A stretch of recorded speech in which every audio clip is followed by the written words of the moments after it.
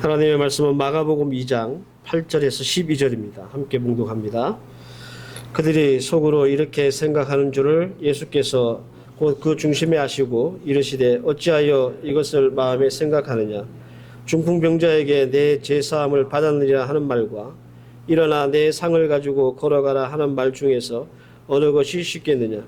그러나 인자가 땅에서 죄를 사하는 권세가 있는 줄을 너희로 알게 하려 하노라 하시고 중풍병자에게 말씀하시되 내가 네게 이르노니 일어나 네 상을 가지고 집으로 가라 하시니 그가 일어나 그 상을 가지고 모든 사람 앞에서 나가거늘 그들이 다 놀라 하나님께 영광을 돌리며 이르되 우리가 이런 일을 도무지 보지 못하였다 하더라.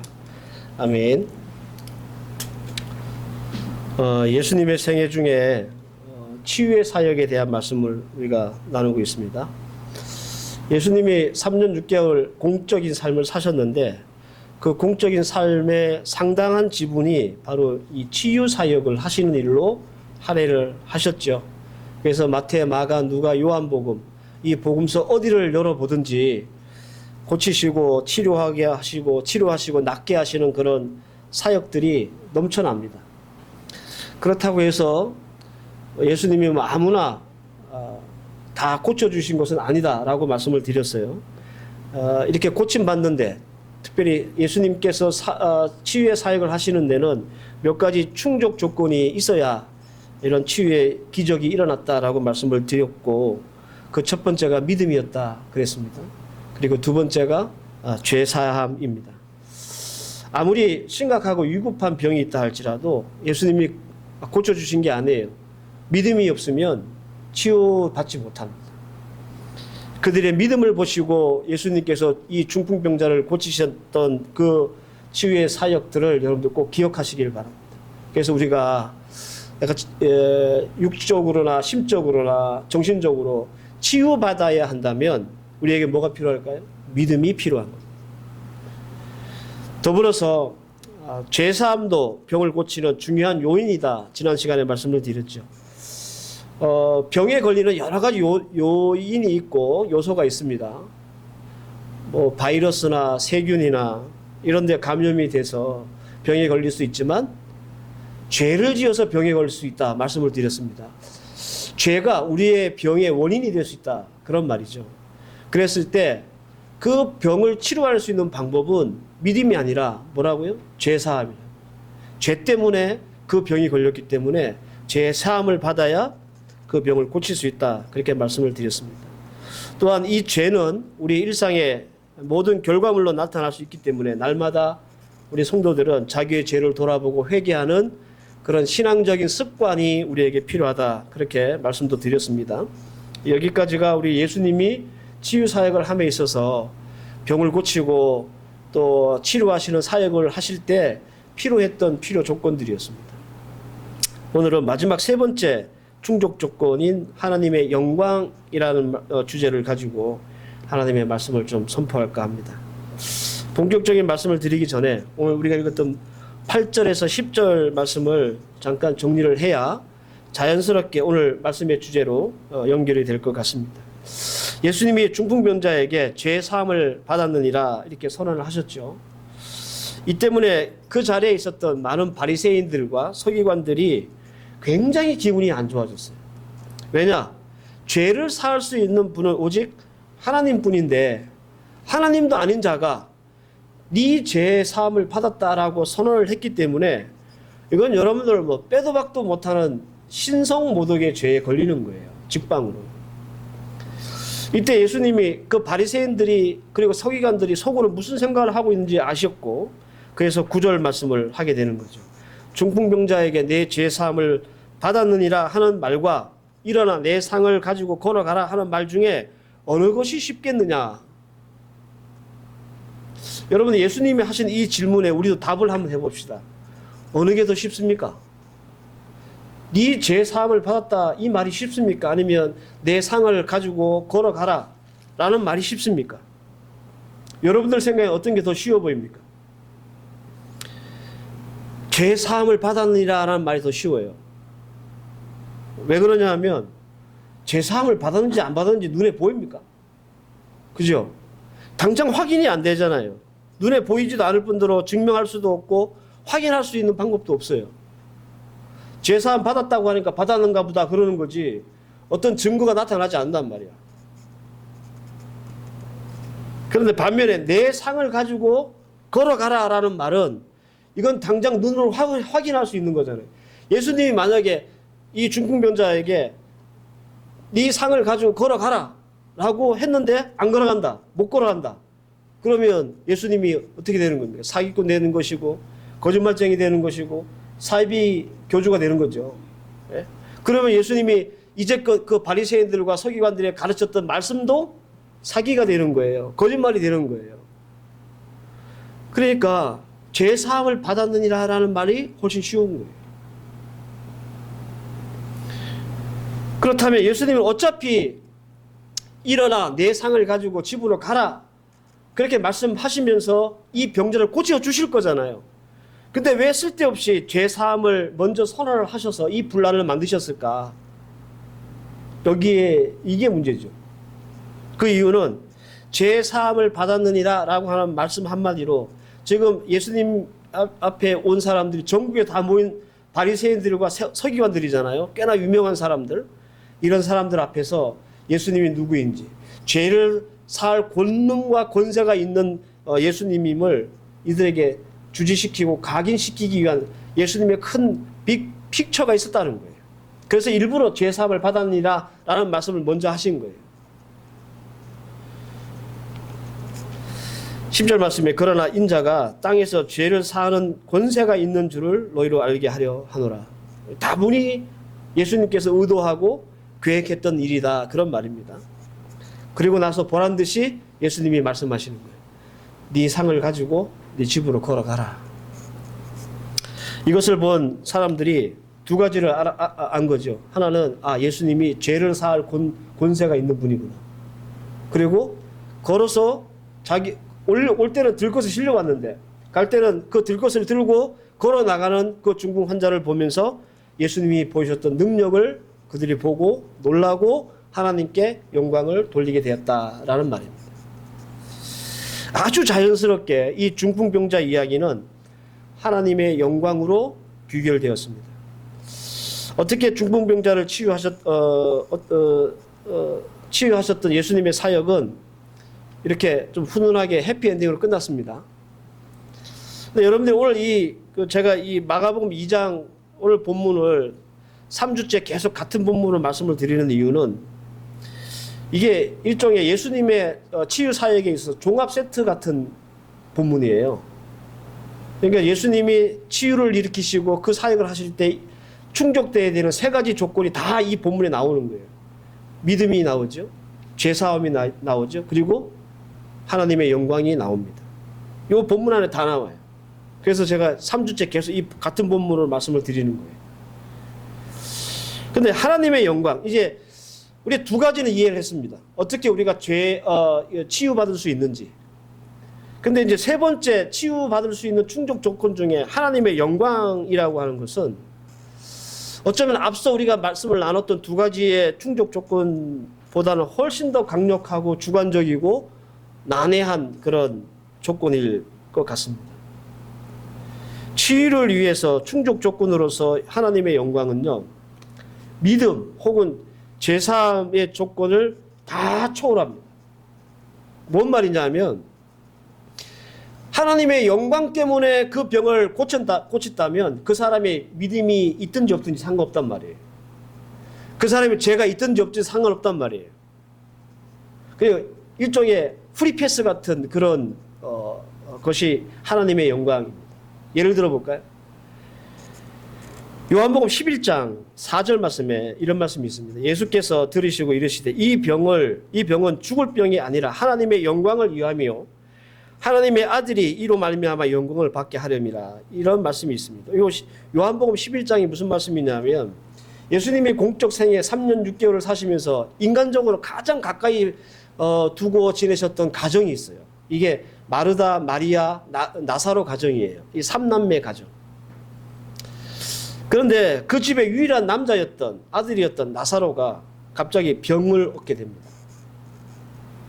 당연히 예수님과 가장 친하게 지냈던 마르다 마리아가 예수님께 사람을 보내서 예수님, 우리 오빠 혹은 내 남동생이 지금 중한 병에 걸렸고 죽을 것 같으니까 빨리 오셔가지고 고쳐주세요. 이렇게 사람을 보냈단 말이에요.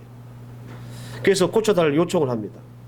그런데 이 긴급한 요청에 예수님이 답을 하셨는데 그 답이 아까 제가 읽어드렸던 요한복음 11장 4절 말씀이에요. 막 마르다 마리아는 속이 타가지고 나사로가 곧 죽을 것 같고 너무 심하게 앓고 있으니까 우리 예수님만 오시면 살릴 것 같고, 그죠? 이제껏 계속 그렇게 살리셨잖아요. 그래서 예수님께 빨리 오시라고 했는데 예수님이 하시는 말씀이 이겁니다. 요약을 하면 이런 거예요. 나사로가 걸린 병은 죽을 병 아니다. 그거 하나님의 영광을 위해서 걸린 병이다는 말이에요. 이게 이상하잖아요.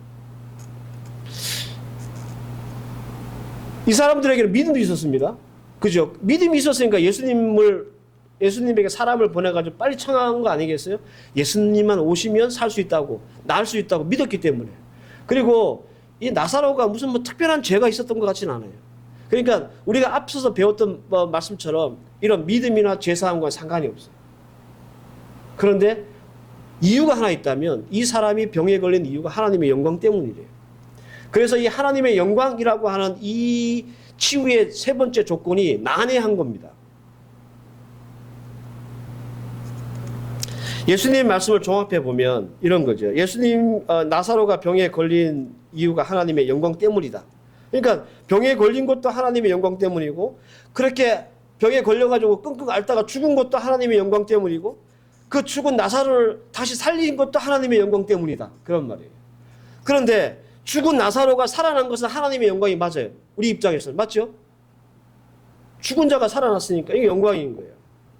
그런데 여러분, 병에 걸리고 심지어 죽게 됐는데 이것이 하나님의 영광 때문이라면 우리가 알고 있던 하나님의 영광과는 그 개념이 많이 다르다. 그런 말입니다. 여러분, 우리가 알고 있는 하나님의 영광은 뭐예요? 우리가 하나님께 영광입니다라고 했을 때 사는 게 영광이지 죽는 게 영광은 아니잖아요. 그죠? 우리가 하나님의 영광이라고 했을 때 치유받는 게 그게 하나님의 영광이 되는 일이지, 없던 병이 생기거나 이 병 때문에 죽는 것이 하나님의 영광은 아니잖아요. 우리가 알고 있는 하나님의 영광의 개념이. 그래서 치유의 조건으로 하나님의 영광이라는 것은 굉장히 주관적이고 난해하다, 이렇게 말씀을 드리는 겁니다. 분명한 것은 하나님의 영광을 위하여 병이 낫고 치유된다는 거예요. 나사로가 죽었다가 살아난 것처럼. 그 모든 과정이 다 하나님의 영광 때문에 일어난 일이란 말이죠. 문제는 우리가 일반 성도들이 하나님의 영광이라고 하는 그 말에 접근하기가 굉장히 어렵다라는 겁니다. 일단 제가 하나님의 영광이 우리 일상에서 적용될 때 이게 참 납득하기가 어려워요. 조금 이렇게 현실적인 예를 좀 들어보면, 여러분들 만약에 여러분들이 하고 있는 사업이 쫄딱 망했어요. 근데 이게 하나님의 영광 때문에 망했대요. 여러분들 이게 이해가 됩니까? 이게 여러분들 선뜻 납득이 돼요? 이게 하나님의 영광 때문에 내 사업이 망해? 하나님의 영광 때문에 내 자녀가 안 돼? 이런 현실적인 문제가 우리가 하나님의 영광이라고 할 때 이게 우리가 선뜻 이해가 되고 이게 믿음으로 납득이 되고 받아들여질 수 있느냐라는 거예요. 실제로 나사로처럼 하나님의 영광 때문에 중병에 걸리고 심지어 죽기까지 한다면 이게 조금 좀 억울할 것 같지 않습니까? 아니, 안 망하고 하나님의 영광을 드러낼 수 있는 방법이 있잖아요. 내가 잘되고 성공하고 출세해서 하나님의 영광 드러낼 수 있는 방법이 수없이 많고, 내가 건강하고 그리고 또 많이 배워서 하나님 앞에 영광 돌릴 일이 수없이 많은데 왜 하필이면 안 되고 망하고 아프고 해서 죽어서 하나님의 영광이 드러나냐는 거예요. 그러니까 우리가 이거는 받아들이지를 못하는 거예요.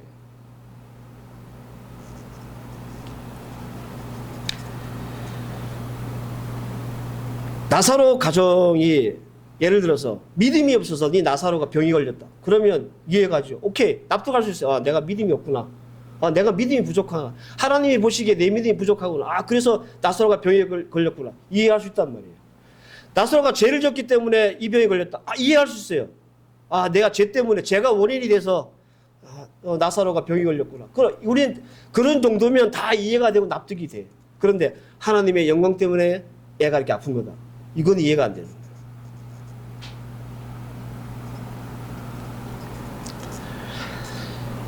믿음이 없어서 죽었다면 이해할 수 있습니다. 죄가 있어서 병에 걸렸다면 이것도 받아들일 수 있습니다. 그런데 이들에게는 아무런 귀책 사유가 없어요. 믿음이 없는 것도 아니고 죄를 지은 것도 아니에요.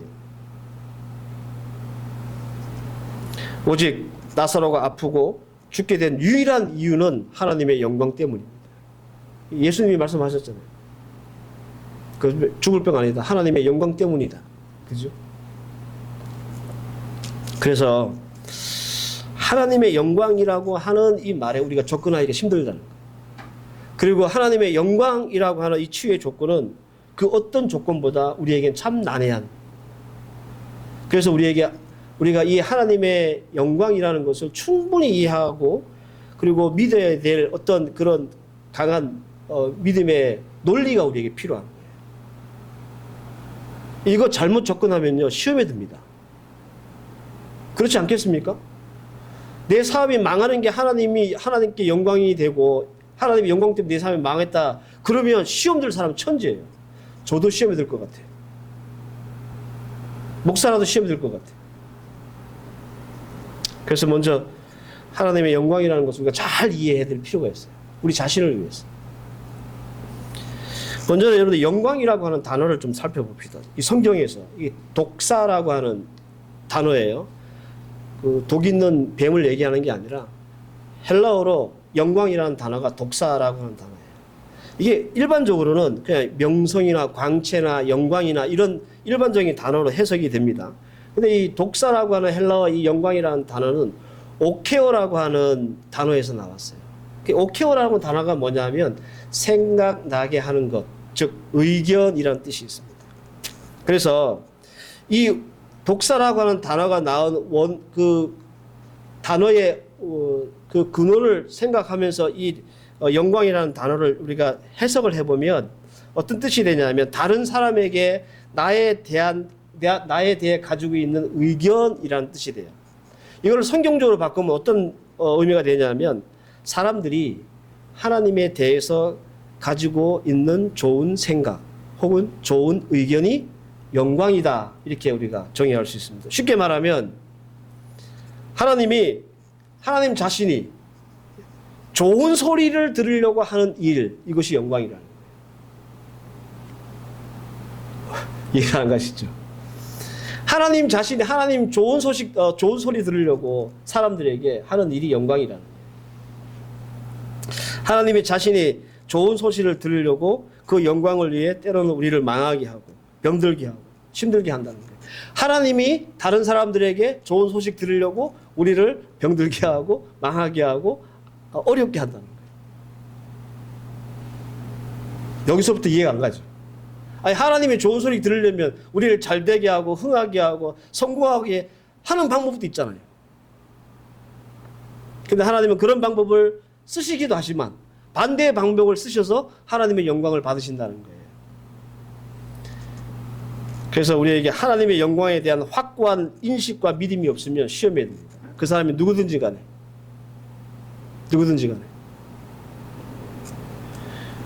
예전에 여러분들 마닐라 필리핀에서 사고 있었잖아요. 2009년인가 8년인가 그 한국에 제가 한번 예화로 소개를 해드렸는데 한국의 교회가 파교에 교회 세우려고 왔다가 내려가다 봉고차 뒤집어져가지고 목사님, 사모님, 부목사님, 목사님 아들 싹 다 죽었어요.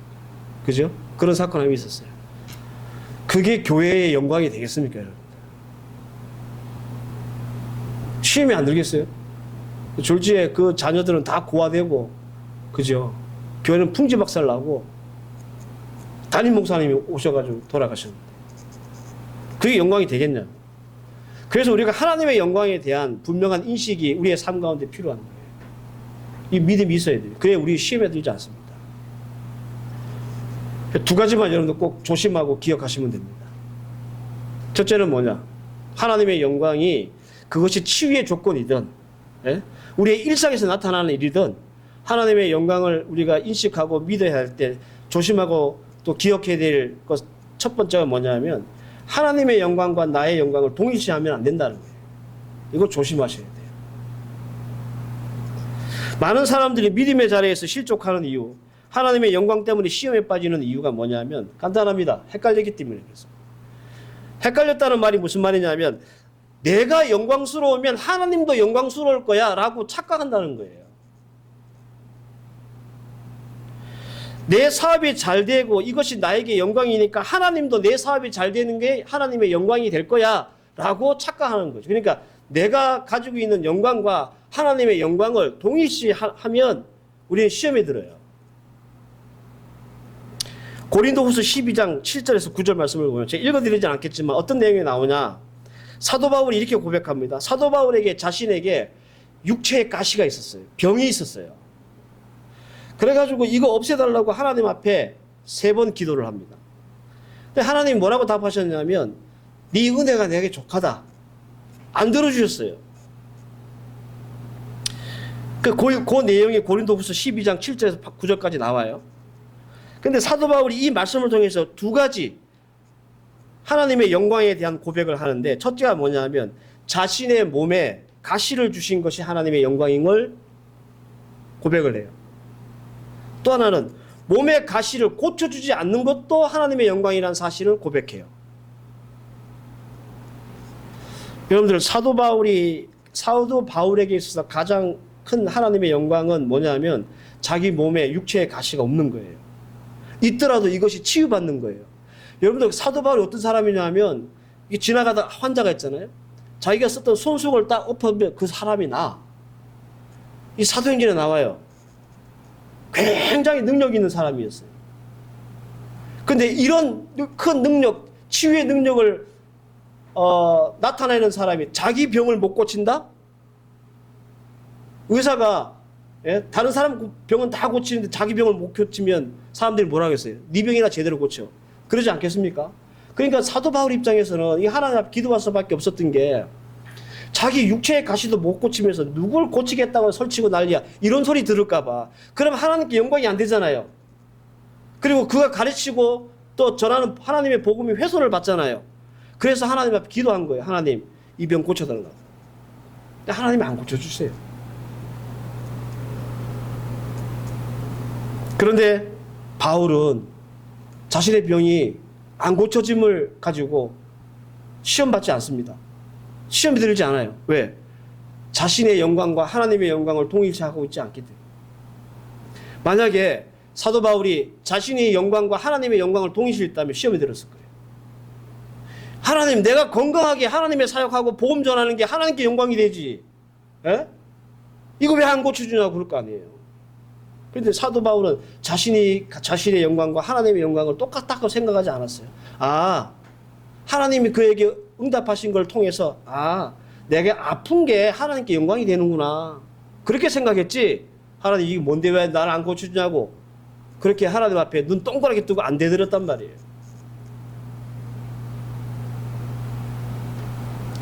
기억하십시오. 나의 영광이 곧 하나님의 영광 아닙니다. 내가 잘 되는 것이 하나님도 잘 되는 거야. 그건 정말 큰 착각이에요. 그래서 여러분 우리가 하나님의 영광이라고 하는 것을 대할 때, 접근할 때 가장 조심해야 될 것은 내 영광이 하나님의 영광이다라고 생각하면 안 된다는 거예요. 나에게는 영광스러워 보일지라도 하나님께 아닐 수 있어요. 그리고 나한테는 영광 같지 않은데 하나님께는 그럴 수 있다는 거예요. 이 사실을 우리가 인식하고 믿어야 되는 거예요. 이 믿음이 필요한 겁니다. 그래서 여러분들 예수님은 하나님의 영광을 위해서 안 고쳐준 사람도 있어요. 반대로 하나님의 영광을 위해서 고쳐준 사람도 있어요.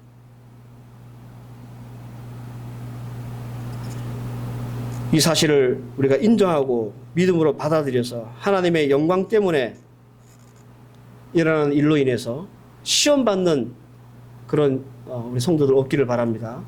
이해하셨죠? 하나님의 영광을 접근할 때는요, 나한테 영광이 된다고 이것이 하나님도 영광이라고 생각하면 안 된다.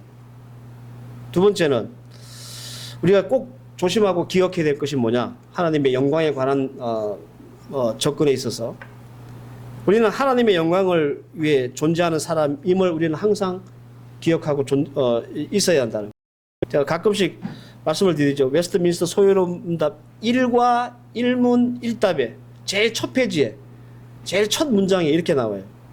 사람의 첫째 되는 목적이 무엇입니까? 이렇게 물어요. 그러면 그 답이 뭐냐? 이 정해진 답입니다. 사람의 첫째 되는 목적은 하나님을 영광하게 하는 것과 영원히 그를 즐거워하는 것입니다. 이 종교개혁이 끝나고 신학자들이 하나님의 말씀을 잘 모르는 성도들에게 하나님에 대해서 가르치기 위해서 문답식으로 묻고 답하는 식으로 성경을 가르쳤어요. 그렇게 만드는 게 웨스트민스터 소유리 문답이에요. 거기에 제일 1문이 뭐냐면 우리가 이 땅에 존재하는 이유가 뭐냐, 목적이 뭐냐 이렇게 묻는 거예요. 근데 그 목적의 답이 뭐냐면 하나님을 영원롭게 하는 것입니다 라는 겁니다. 고린도전서 10장 31절 말씀에 그런즉 너희가 먹든지 마시든지 무엇을 하든지 다 하나님의 영광을 위하여 하라 이런 말씀이 있습니다. 우리의 인생의 목적, 우리가 존재하는 이유는 막 돈 많이 벌고 출세하고 행복한 삶을 살고 잘 먹고 잘 살고 그러기 위해서 우리가 이 땅에 존재하는 것이 아니라 하나님께 영광 돌리기 위해서 우리가 이 땅에 존재한다는 거예요. 그래서 나의 잘됨이 하나님께 영광이 안 되면 그 잘되는 것 별로 바람직한 일이 아니에요. 빌립보서 4장 12절 말씀에 나는 비천에 처할 줄도 알고 풍부에 처할 줄도 알아. 모든 일 곧 배부름과 배고픔과 풍부와 궁핍에도 처할 줄 아는 일체의 비계를 배웠노라. 사도 바울이 빌립보 교회에 보냈던 편지 중에 한 대목입니다. 이 사도 바울이 배웠다는 일체의 비밀이라는 것이 뭐냐면 바로 이거예요. 하나님의 영광에 맞춰 사는 삶을 자기가 배웠다는 거예요. 무슨 말이냐? 하나님의 영광이 된다면 자신이 비천하고 배고프고 그리고 궁핍하게 살겠다. 그리고 또 반대로 하나님의 영광이 된다면 내가 풍요하고 배부르게 살겠다. 그런 말이에요. 그 모든 일체의 비밀을 내가 다 배웠다는 거예요. 이게 무슨 말입니까? 하나님의 영광을 위해 자기의 삶을 맞춰가는 삶의 그 비결을 자신이 배웠다는 거예요. 그래서 때로는 어떤 상황에서는 내가 배고픈 것, 내가 없는 것, 궁핍한 것이 하나님의 영광이 된다면 거기에 자기의 삶을 맞춰 살고 또 반대로 내가 배부르고 내가 풍요한 것이 하나님께 영광이 되면 그런 삶에 맞춰서 살고 그 비결을 배웠다는 거예요. 이게 사도 바울이 말한 일체의 비결입니다. 성도 여러분들, 오늘 말씀 정말 중요하고 우리가 꼭 붙잡아야 될 그리고 묵상해야 될 말씀이거든요. 왜? 우리 일상에는 하나님의 영광과 관련된 일이 너무 많이 일어나고 있기 때문에 그래요. 그리고 이 하나님의 영광이라는 것을 우리가 잘 인식하거나 온전하게 믿지 못하면 이게 우리의 인생에 성도로서의 인생에 성패가 달린 문제예요. 하나님의 영광은 내가 성공하지 않는 건데 하나님의 영광은 모르겠고 나는 무조건 성공해야 되겠다. 그러면 여러분들 그 사람은 인간적으로는 사회적으로는 성공할 줄 모르지만 하나님 앞에서는 실패한 인간이죠. 왜? 하나님의 영광을 드러내지 못했잖아요. 내 영광 드러나겠다고 하나님의 영광 드러내지 않았잖아요. 그건 실패한 인생인 거예요. 그래서 오늘 이 말씀이 중요하다는 겁니다. 예수 믿는 성도가 영육간에 우리가 실패를 한다면 거의 8할은 그 요인이 뭐냐, 원인이 뭐냐면 이거예요. 앞서 말씀드린 하나님의 영광과 나의 영광을 동일시했다거나 아니면 하나님의 영광에 맞춰 내 삶을 살지 않았거나 그래서 우리의 인생은 실패하는 거예요. 거의 8할은 그래요.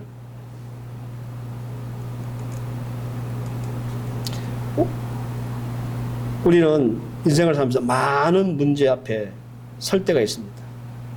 때로는 우리가 해결할 수 있는 문제가 있고 또 때로는 우리가 해결할 수 없는 문제가 생길 때가 있습니다.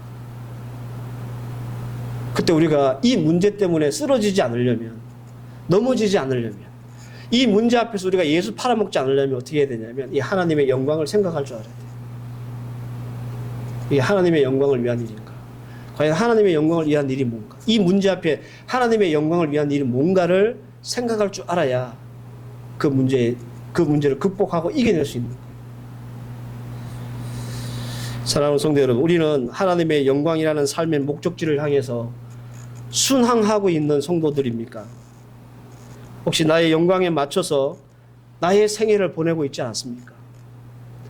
우리가 이 땅에 사는 목적이 뭐냐고 물었을 때 그 첫 번째 답은 하나님을 영화롭게 하는 일인데, 우리는 하나님을 영화롭게 하는 그 목적을 향해서 잘 달려가고 있는지, 그것을 위해서 우리의 삶을 맞춰가고 있는지 다시 한번 이 말씀 앞에 돌아볼 수 있는 여러분들 되셨으면 좋겠습니다.